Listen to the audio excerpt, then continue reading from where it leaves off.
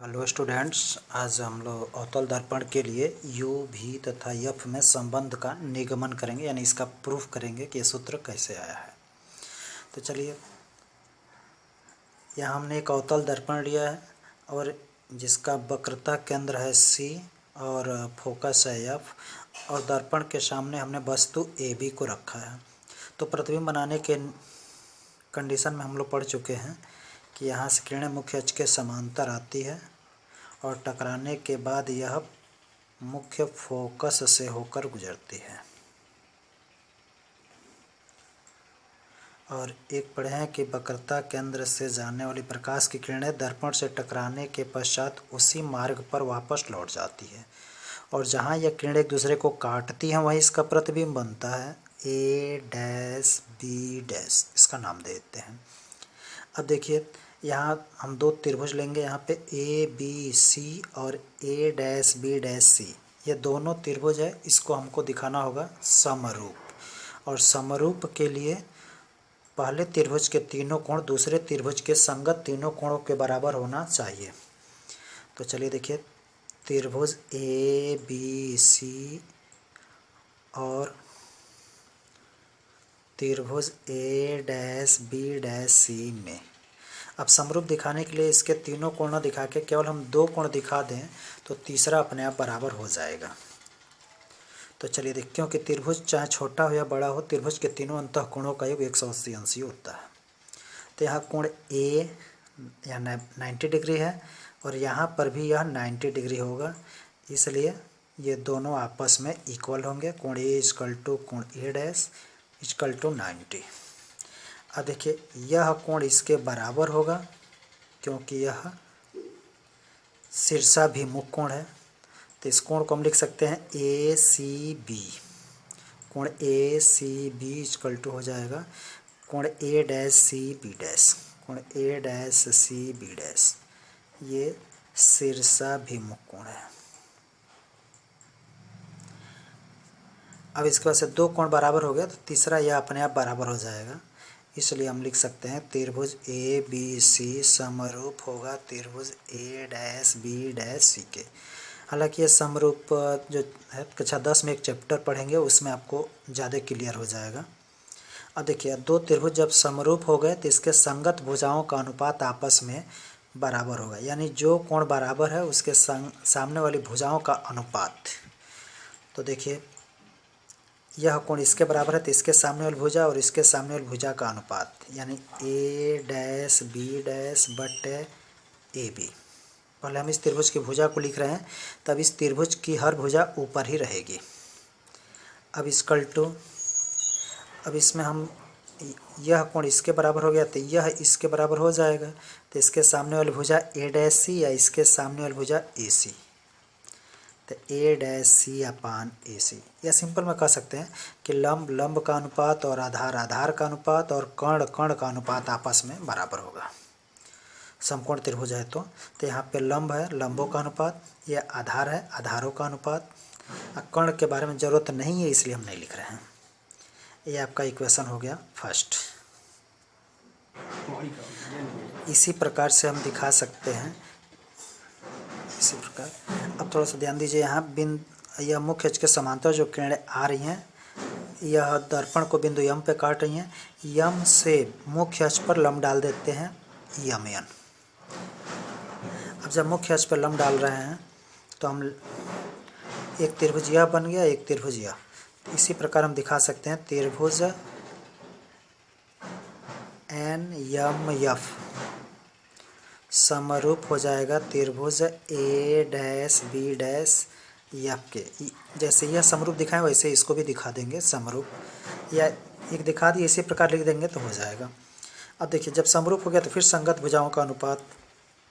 देखिए, ये लंब लंब का अनुपात होगा तो ए डैश बी डैश बट्टे एम एन इक्वल टू, इसका आधार है ए डैश एफ बट्टे इसका आधार हो जाएगा एफ एन। अब देखिए, यदि दर्पण का द्वारक बहुत छोटा हो तो देखिए यहाँ से यहाँ तक दर्पण का द्वारक है, लेकिन ये अगर बहुत छोटा लेते हैं और उस पर जब हम यम लेंगे और वहाँ से जब लम डालेंगे तो सीधे पी पर आएगा। जैसा भी दिखाते हैं, यदि दर्पण का द्वारक बहुत छोटा हो तो बिंदु यम पी पर होगा। जैसे देखिए यह अवतल दर्पण है, इसका द्वारक हम बहुत छोटा लेते हैं। चलिए देखिए ये दर्पण ले लेते हैं, ये वाला। अब ये आपका ध्रुव है, यहाँ पे जब हम यम लेंगे और यहाँ से जब लम डालेंगे तो सीधे यह पी पर ही आएगा। या दर्पण का द्वारक बहुत छोटा बहुत बड़ा कर लेते हैं तो इसकी वक्रता बहुत कम होगी। अब यहाँ पे हम कोई वस्तु लेंगे, यहाँ किरणें मुख्य अक्ष के समांतर चलते हैं, दर्पण को यम पे काटता है, यहाँ से लंब डालेंगे तो भी सीधे पी पर ही आएगा। तो दर्पण का द्वारक बहुत छोटा या बहुत बड़ा भी ले सकते हैं। तो चलिए, दर्पण का द्वारक बहुत छोटा हो तो यम बिंदु पी पर होगा। तो जब यम पी पर हो जाएगा तो यह सीधे यन कहाँ आ जाएगा, पी पर। तो हम यन के जगह पर पी रख सकते हैं। अब यहाँ देखिए यह ए पी समांतर है बी एम के। ए बी समांतर है, नहीं A M, sorry, B M समांतर है ए पी के। जब यह इसके समांतर हो गया तो हम पढ़े समांतर रेखाओं के बीच की दूरी सदैव बराबर होती है। तो ए बी बराबर हो जाएगा एम एन। तो ए बी के जगह पर एम एन लिख सकते हैं या एम एन के जगह पर ए बी।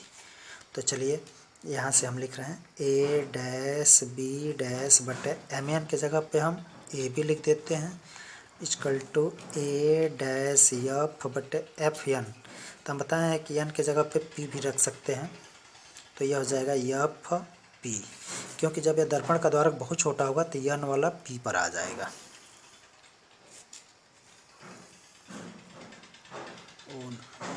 दर्पण का द्वारक बहुत छोटा हो तो एन बिंदु पी पर होगा।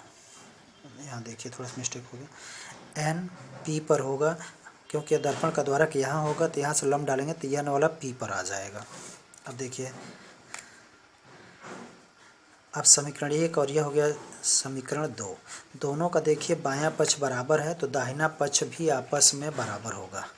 तो समीकरण 1 और 2 से ए डैश सी बटे A C equal to A dash F बटे एफ पी। अब यहाँ देखिए ए डैश सी का मतलब हुआ कि बस प्रतिबिंब है और सी वक्रता केंद्र, इसके बीच की दूरी, और इसके बीच की दूरी का कोई चिन्ह हम लोग नहीं दिखा पाते हैं क्योंकि सभी दूरियां ध्रुव से ही नापी जाती हैं। तो जब सभी दूरियां ध्रुव से नापी जाएंगे तो इसके लिए हमको लिखना होगा ए डैश सी है, तो अगर हम पी सी में से पी ए डैश को घटा दें तो ए डैश सी निकल जाएगा। तो इसके लिए हम ए डैश सी में लिख सकते हैं P C minus P A dash बट ए सी ध्रुव है, ये वक्रता केंद्र और यह है वस्तु, इसके बीच की दूरी निकालना है। तो ध्रुव से वस्तु की दूरी में से ध्रुव से वक्रता केंद्र की दूरी या घटा दें तो ये आ जाएगा। तो पी ए में से हम पी सी घटा देंगे, P A minus P C. A dash F है, या इसका एक इजी मेथड देख लीजिए कि ध्रुव से ये 2 पॉइंट है ए डैश और सी, जो ज़्यादा दूरी पर होगा उसमें से नज़दीक वाले को घटा देंगे और उसके साथ पी लिख लेना है। जैसे यहाँ देख लीजिए ए डैश एफ में ध्रुव से एफ और ध्रुव से ए डैश में ए डैश ज़्यादा दूरी पे है, इसलिए हम ए डैश में से एफ को घटाएंगे लेकिन इसके साथ पी लिख लेंगे। तो P A dash minus P F, P A dash minus P F. ये ध्रुव से नापा गया है क्योंकि इसके साथ पी है, इसलिए इसे ही उतार लेंगे। अब देखिए ध्रुव से वक्रता केंद्र की दूरी को हम लोग कहते हैं आर, लेकिन ध्यान रखिएगा कि इसमें सब चिन्ह दर्पण के सामने है, इसलिए दर्पण के सामने नापी गई दूरियां ऋणात्मक होती है, इसलिए सभी दूरियां ऋणात्मक होंगे। माइनस ध्रुव से ए डैश प्रतिबिंब है तो ध्रुव से प्रतिबिंब की दूरी को माइनस भी, ये वस्तु रखा गया है ए पर, तो ध्रुव से वस्तु की दूरी को माइनस यू, माइनस चिन्ह पहले से है। ध्रुव से वक्रता केंद्र की दूरी minus R equal to P A dash, ध्रुव से प्रतिबिंब की दूरी माइनस भी, ध्रुव से फोकस की दूरी माइनस एफ, और ये आपका हो जाएगा पी एफ, ध्रुव से फोकस की दूरी माइनस एफ। अब यहाँ देखिए माइनस आर माइनस माइनस गुणा होगा तो plus V, but minus U plus R equal to minus V, minus minus मिलकर प्लस हो जाएगा, बट माइनस एफ। अब एक सूत्र हम लोग पढ़े हैं, आर इक्वल टू होता है 2f, तो आर के जगह पे हम लोग 2f लिख दें, तो माइनस 2f प्लस भी बटे minus U plus 2f equal to minus V plus F बटे माइनस एफ। अब इसका क्रॉस मल्टीप्लिकेशन त्रिया गुणा कर देते हैं। देखिए इसका इसमें गुणा करेंगे तो माइनस एफ में गुणा हो जाएगा माइनस 2f प्लस भी का, और माइनस भी प्लस एफ का गुणा होगा इसमें माइनस यू प्लस 2f में। अब इसका इसमें गुणा करेंगे तो हो जाएगा माइनस माइनस मिलके प्लस 2f स्क्वायर, इसका इसमें गुणा करेंगे तो माइनस भी एफ, फिर इसका इसमें गुणा आप लोग कर सकते हैं आसानी से, माइनस 2v यह हो जाएगा minus U F plus 2f square. अब देखिए जो चिन्ह निगेटिव है उसको पक्षांतर ऐसा कीजिए कि वो पॉजिटिव हो जाए, 2f स्क्वायर, आई प्लस इधर आएगा तो माइनस 2f स्क्वायर, आई माइनस यू एफ को इधर लाते हैं तो plus U F equal to U V, आई माइनस भी एफ इधर आ जाएगा।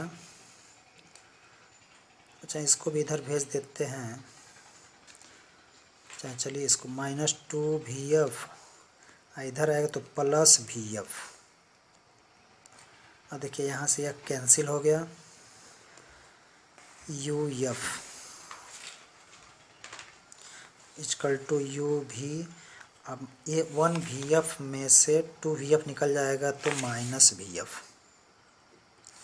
अब इसको भी माइनस को इधर पक्षांतर कर लेते हैं एफ वाला एक पक्ष में, तो यू एफ प्लस भी एफ इक्वल टू यू भी।